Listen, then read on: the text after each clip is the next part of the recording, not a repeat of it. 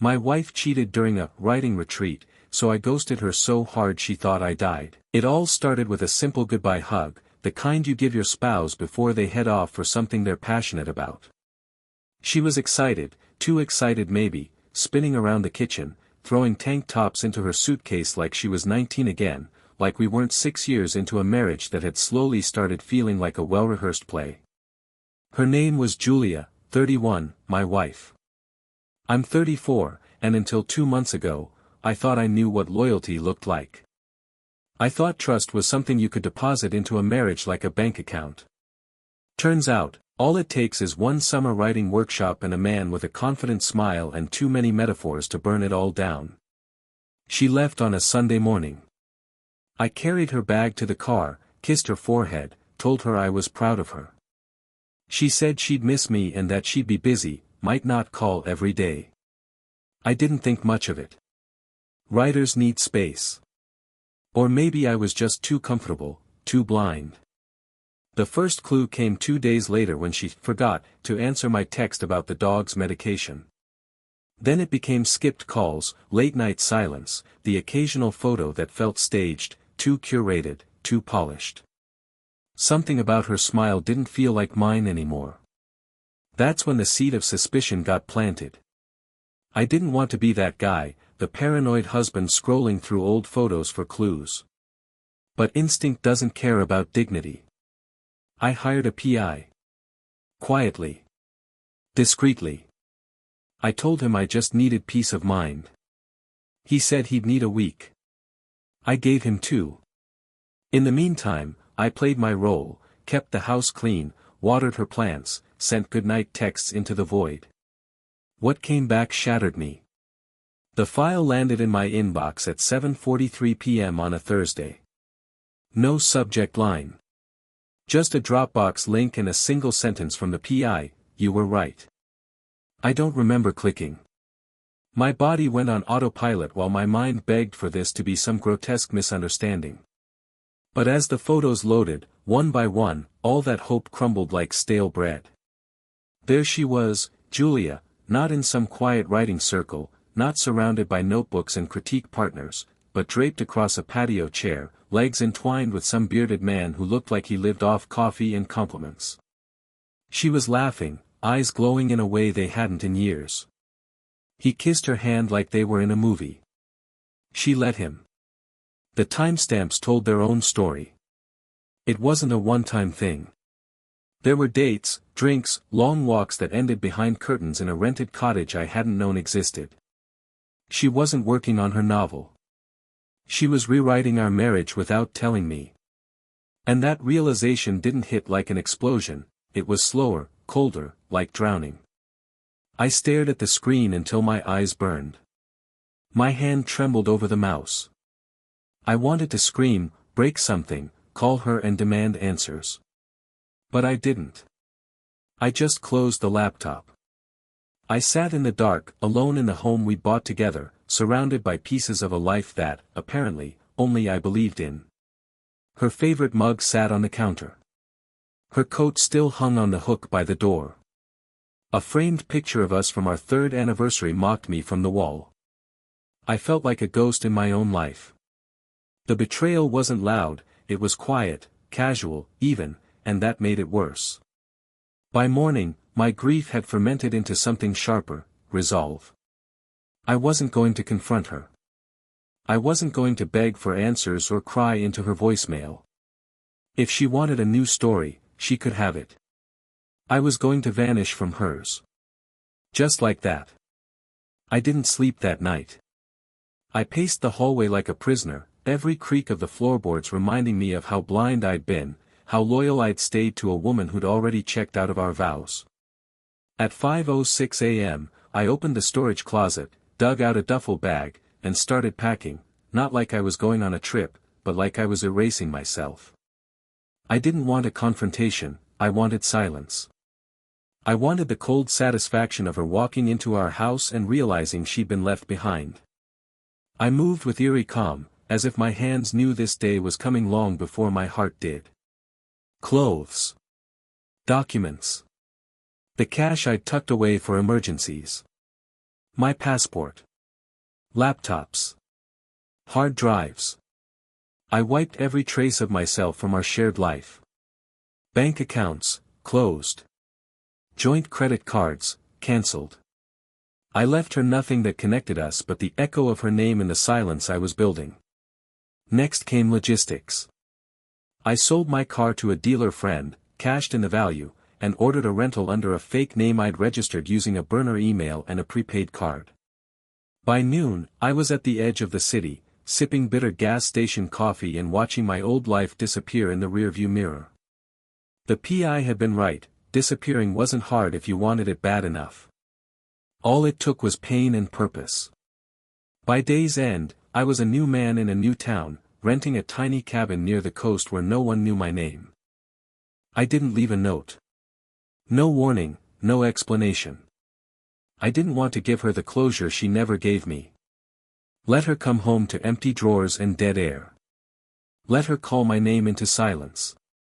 Let her wonder what she broke and whether it can ever be fixed. She wanted to play author, rewrite reality behind my back. Fine. She can finish the story without me. I'm done being the character she steps over.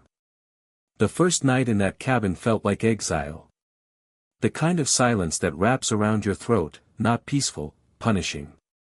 The place smelled like pine and old wood, the bed creaked like it hadn't held a secret in years, and the only light came from a crooked lamp that buzzed like a dying insect. But it was mine. No ghost of her perfume, no framed memories mocking me from the mantel. Just me, a suitcase, and the weight of betrayal curling up beside me like a stray dog. I didn't eat. Didn't shower.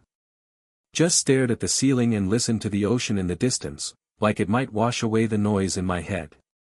I kept wondering if she was still in that rented cottage, tangled in someone else's sheets, oblivious to what was waiting for her back home. Or maybe she was already on her way, excited to tell me some story, a lie wrapped in creative brilliance, about how much she'd grown over the summer, how she was a new woman now, inspired and invigorated. I imagined her swinging open the door, calling my name like nothing happened, only to be greeted by the void I left behind. The thought almost made me smile. I'd changed my number that morning. Deleted my socials. The PI helped me redirect my mail, clean up traces, kill what was left of me online. I wasn't just leaving her, I was vanishing. A living ghost. I'd seen what closure looks like when it's handed to the wrong person. It becomes a weapon, and I'd already been bled dry. 2 days in, the messages started, emails, unread voicemails forwarded from the burner line, all dripping with panic. Where are you? Are you okay? Please call me. It escalated fast. From confusion to rage, from guilt-laced apologies to threats and sobbing desperation. I listened to none of them. I just stared at the screen as her name flickered, unfamiliar now, like a stranger who once shared my bed. She didn't know it yet, but she'd lost the only person who ever believed in her. And that loss? That was the real story. 3 days after I vanished, the messages changed tone. Less panic, more control. She stopped begging and started demanding. Told me I was overreacting, that nothing happened, that I was being dramatic, childish, cruel. Said she came back to a house that felt like a crime scene, like I'd been murdered and cleaned up after myself. She said it wasn't fair. Fair. That word hit me like a brick. She talked about trust. About communication. She asked how I could be so cold. I wanted to scream into the silence, ask her how long she'd rehearsed that hypocrisy. Trust? She'd been writing someone else's name into our story long before I flipped the final page. There were no apologies, just twisted logic and hollow words. She was mad not because I'd left, but because I left on my terms. I didn't give her a scene. No screaming match. No dramatic suitcase flinging. No bitter confrontation she could use to shift blame later. I gave her nothing. And that, more than anything, drove her mad. I imagined her storming through the empty house, calling friends, trying to piece together where I could have gone. Checking hospitals, police stations. Not out of love, no, out of ego. Julia didn't mourn me. She mourned her control over me. She mourned the audience I used to be, the man who used to hang on her every word, who used to believe in her like she was some kind of miracle. She didn't know where I was, and that terrified her. I spent my days walking the cliffs near the cabin, phone turned off, heart still bleeding but quieter now. The sun didn't feel warm yet, but it felt honest. The waves didn't lie. I'd replay her betrayal over and over, trying to find the moment she stopped loving me, if she ever did. But eventually, even those thoughts began to drift. I'd stopped asking why. Now I was just learning how to breathe without her. A week passed before the first knock came. I didn't answer. I watched from the window as a rental car idled in the dirt driveway, kicking up dust like it didn't belong. She stepped out, looking smaller than I remembered, hair tied back, sunglasses hiding whatever guilt she was pretending to carry. She didn't knock again. Just stood there, arms crossed, scanning the cabin like it was the final page of a book she didn't understand. I didn't move. Didn't breathe. Let her feel what it was like to be on the outside for once. She lingered for a while, paced the porch, left a note tucked into the screen door. I didn't touch it. Later, I watched the wind rip it away, dragging it down the steps and into the weeds. Poetic. Fitting. She came back the next day. And the day after. Once she even sat on the steps for hours, head in her hands, whispering something I couldn't hear. Maybe a prayer. Maybe a script. I still didn't answer. The silence between us wasn't an absence. It was a decision. One she never gave me when she chose to love someone else in secret. This was me choosing myself for once. The man I used to be would have opened that door. Would have held her, asked questions, cried, forgiven her like a fool. But that man was gone, scattered across the tide like ash. Instead, I watched her leave. Every time. A little more defeated, a little less certain, until one morning she just stopped coming. That's when the anger really began to drain. I started sleeping again, not deeply, not peacefully, but enough to function. I cooked for myself, simple meals with too much salt, but they were mine. I took long walks without needing to explain where I was going. I spoke to no one, and it was the most honest conversation I'd had in years. Freedom doesn't feel like a parade. It feels like stillness. Like quiet ownership of pain. She gave me that, at least. The cabin started to feel like a person, like an old friend who didn't ask questions but still listened. The floor creaked in all the right ways, the wind tapped the windows gently, and the sea, that relentless pulse, reminded me that life doesn't stop just because someone breaks you. I began writing. Not about her.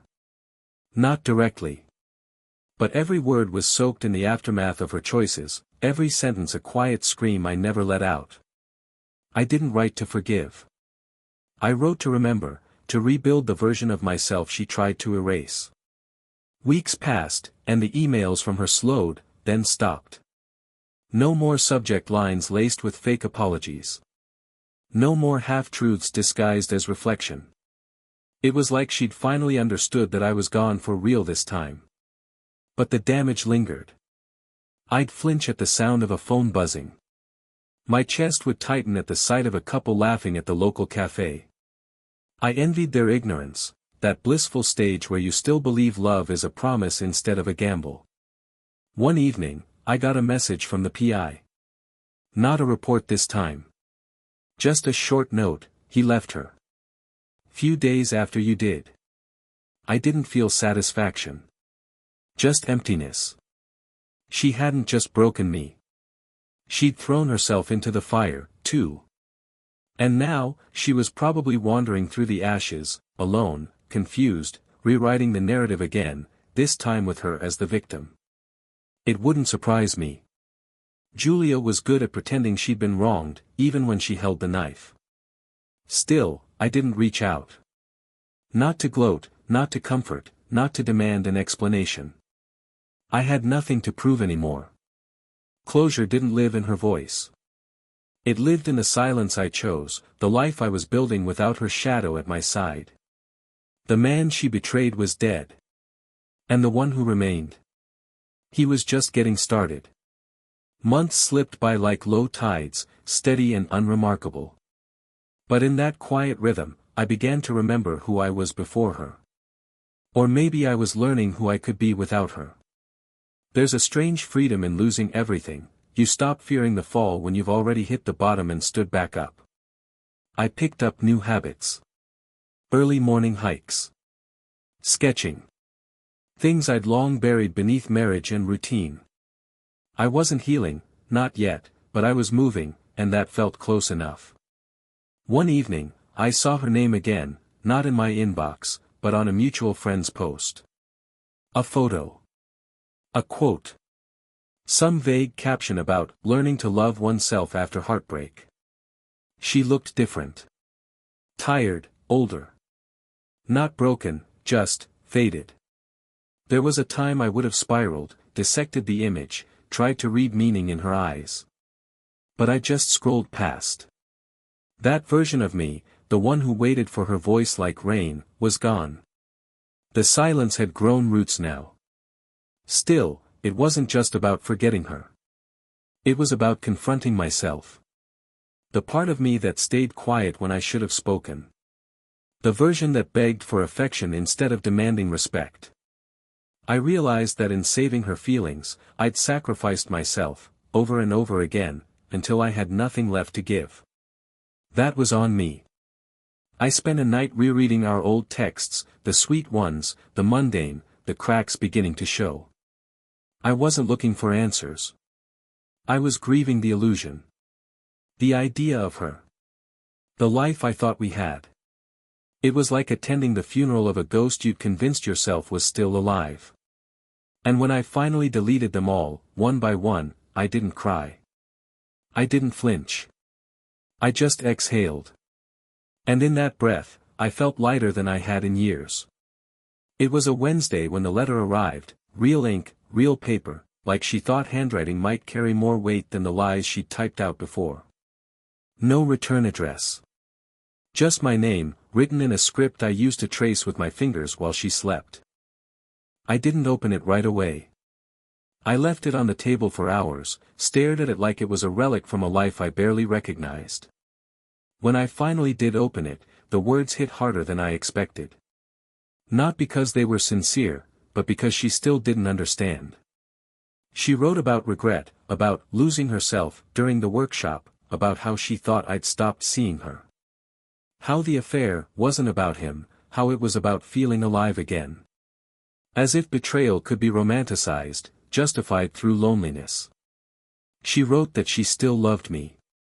That she wished I'd stayed, talked, fought, something. That last line made me laugh. Because that's the thing, I did fight. Not with screams, not with fists. I fought for years in silence, giving her room to breathe, space to grow, even as I suffocated. I fought when I made her coffee on the mornings she didn't speak to me. I fought when I sat through her stories, her ambitions, her fragile dreams, pretending I didn't see the cracks forming. I fought for us. Alone. She didn't want to fix things. She wanted absolution. She wanted me to clean up her guilt like I always did. But I was done being her emotional janitor. I didn't write back. Instead, I burned the letter, watched the flames eat through every excuse, every apology, every twisted version of our story. Let her carry that weight now. Me. I was already miles ahead, finally writing a life without her ink smudged across the pages. It's been a year now. The cabin's still mine, though I've started looking for something more permanent. The kind of place you build from scratch, not just hide in. I've made friends, not many, but enough.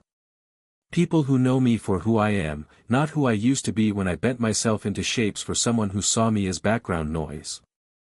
I even started dating again, cautiously, slowly, with a heart that's more guarded but not closed.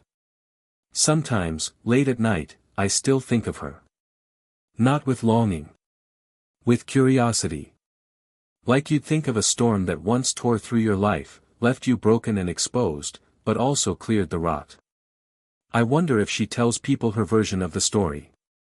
If I'm the cold one who walked away, the man who abandoned her without a word. Maybe. Maybe that's easier for her than admitting the truth, that I was already gone long before I left. People say forgiveness is freeing. Maybe they're right. But I don't need to forgive her to feel free. I just needed to stop making her choices my burden. I needed to stop believing that loving someone meant losing myself in the process. She taught me what betrayal looks like behind a smile. I taught myself what survival sounds like in silence. If you're still here, listening, reading, maybe you've lived a version of this story. Maybe you've been the one left, or the one who had to leave. Either way, just know, healing isn't loud. It's not a grand gesture. It's quiet. It's choosing yourself again and again, until it stops feeling like rebellion and starts feeling like home. That's my story. If it spoke to something inside you, like, comment, and subscribe.